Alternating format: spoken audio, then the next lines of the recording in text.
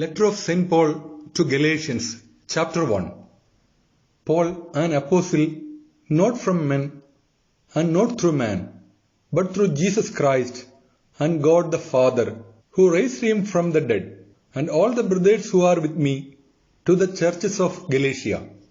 Grace and peace to you from God the Father and from our Lord Jesus Christ, who gave himself on behalf of our sins, so that he might deliver us from this present wicked age, according to the will of God our Father. To him is glory forever and ever. Amen. I wonder that ye have been so quickly transferred from him who called you into the grace of Christ over to another gospel. For there is no other, except that there are some persons who disturb you and who want to overturn the gospel of Christ. But if anyone, even we ourselves or an angel from heaven, were to preach to you a gospel other than the one that we have preached to you, let him be anathema. Just as we have said before, so now I say again, if anyone has preached a gospel to you other than that which ye have received, let him be anathema. For am I now persuading men or God? Or am I seeking to please men? If I still were pleasing men, then I would not be a servant of Christ. For I would have you understand, brothers, that the gospel which has been preached by me is not according to man, and I did not receive it from man, nor did I learn it, except through the revelation of Jesus Christ. For ye have heard of my former behavior within Judaism, that beyond measure I persecuted the church of God and fought against her. And I advanced in Judaism beyond many of my equals among my own kind, having proven to be more abundant in zeal toward the traditions of my fathers. But when it is pleased him who from my mother's womb had set me apart, and who had called me by his grace, to reveal his Son within me, so that I might evangelize him among the Gentiles, I did not next seek the consent of flesh and blood, neither did I go to Jerusalem to those who were apostles before me. Instead, I went into Arabia, and next I returned to Damascus. And then, after 3 years, I went to Jerusalem to see Peter, and I stayed with him for 15 days. But I saw none of the other apostles except James, the brother of the Lord. Now what I am writing to you, behold, before God, I am not lying. Next I went into the regions of Syria and Cilicia, but I was unknown by face to the churches of Judea, which were in Christ. For they had only heard that he who formerly persecuted us now evangelizes the faith which he once fought, and they glorified God in me. Letter of St. Paul to Galatians, chapter 2.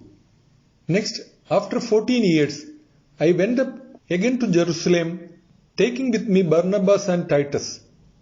And I went up according to revelation, and I debated with them about the gospel that I am preaching among the Gentiles, but away from those who were pretending to be something, lest perhaps I might run, or have run, in vain.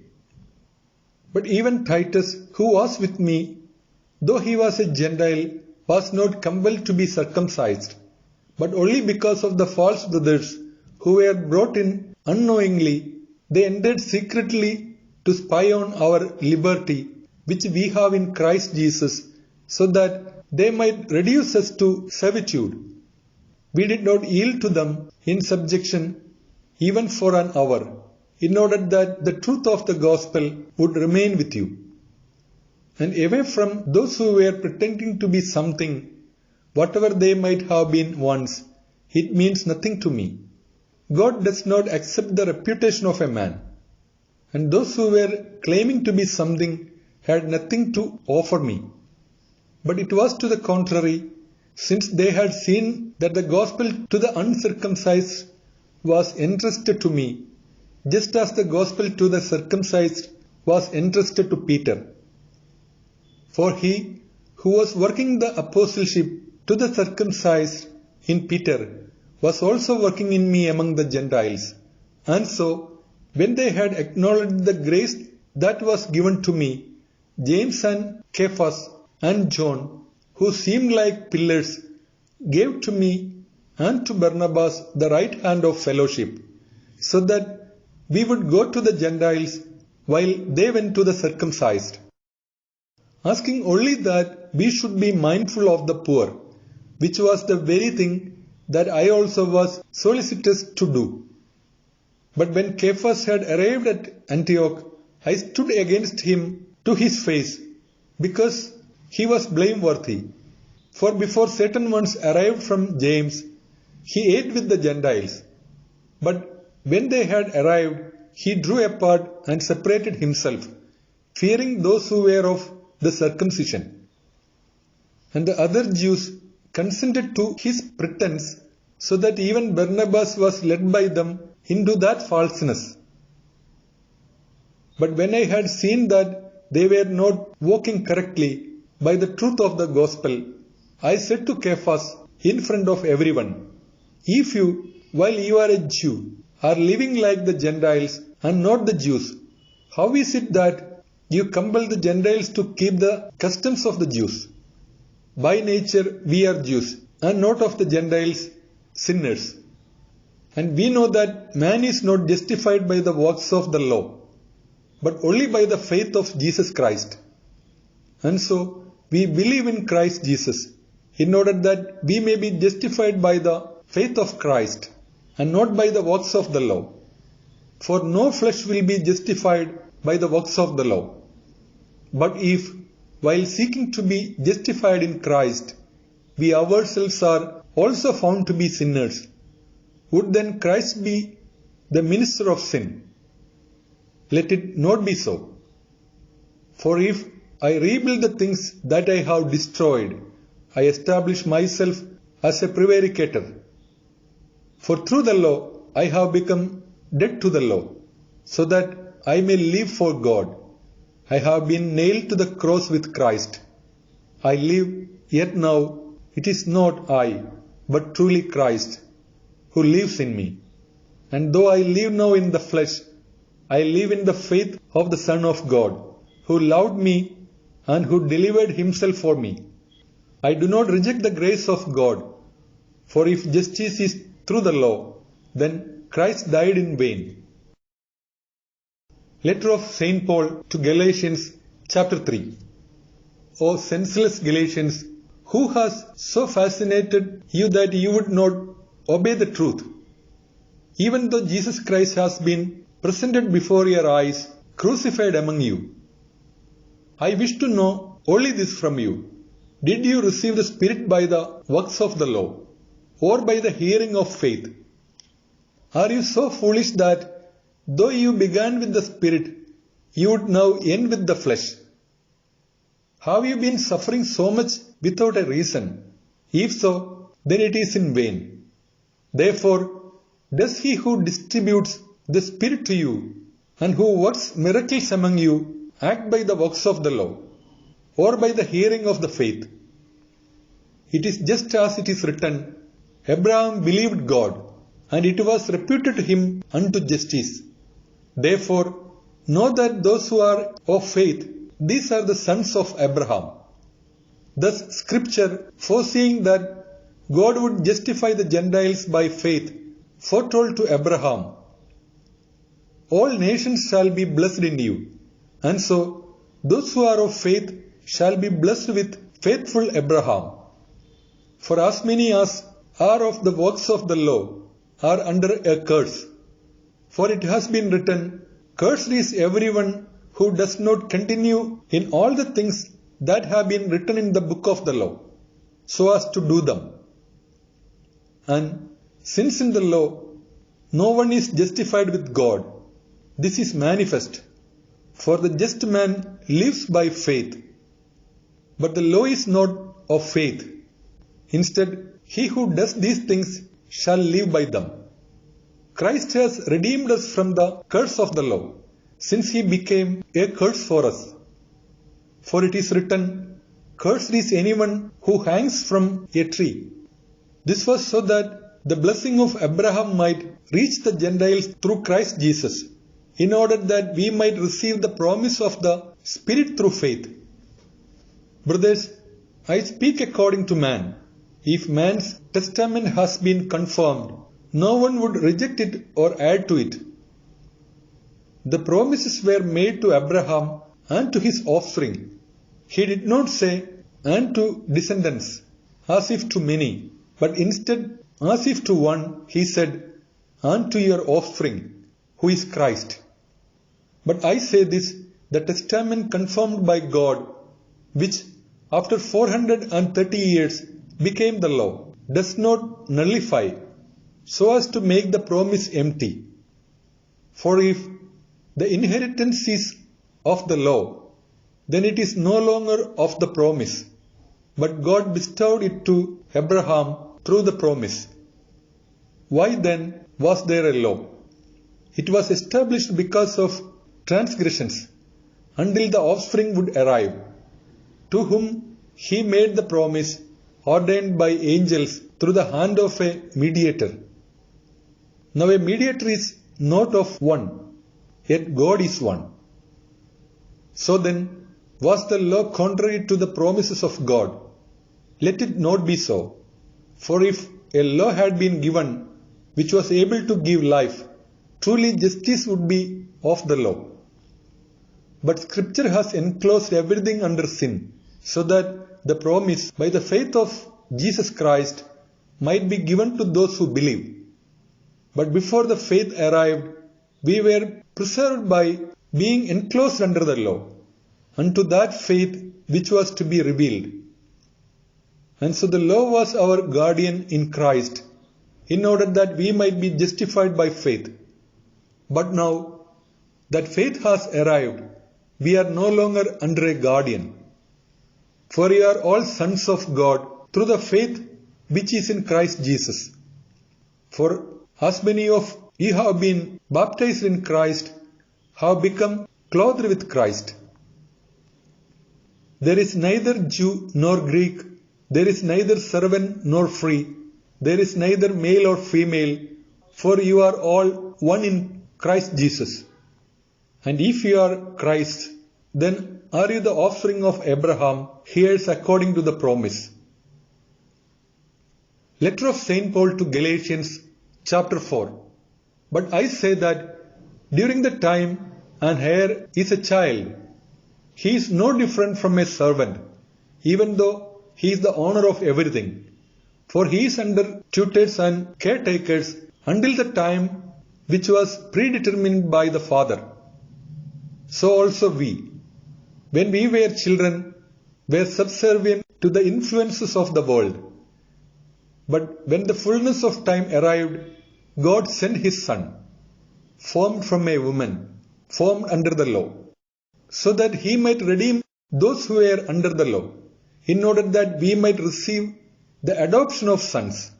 Therefore, because you are sons, God has sent the Spirit of his Son into your hearts, crying out, "Abba, Father." And so, now he is not a servant, but a son. And if he is a son, then he is also an heir through God. But then, certainly, while ignorant of God, you serve those who by nature are not gods. But now, since you have known God, or rather, since you have been known by God, how can you turn away again to weak and destitute influences which you desire to serve anew? You serve the days and months and times and years. I am afraid for you, lest perhaps I may have labored in vain among you. Brothers, I beg you, be as I am, for I too am like you. Ye have not injured me at all. But you know that in the weakness of the flesh I have preached the gospel to you for a long time, and that your trials are in my flesh. You did not despise or reject me, but instead you accepted me like an angel of God, even like Christ Jesus. Therefore, where is your happiness? For I offer to you testimony that, if it could be done, you would have plucked out your own eyes and would have given them to me. So then, have I become your enemy by telling you the truth? They are not imitating you well, and they are willing to exclude you, so that you might imitate them. But be imitators of what is good, always in a good way, and not only when I am present with you. My little sons, I am giving birth to you again until Christ is formed in you. And I would willingly be present with you even now, but I would alter my voice, for I am ashamed of you. Tell me, you who desire to be under the law, have you not read the law?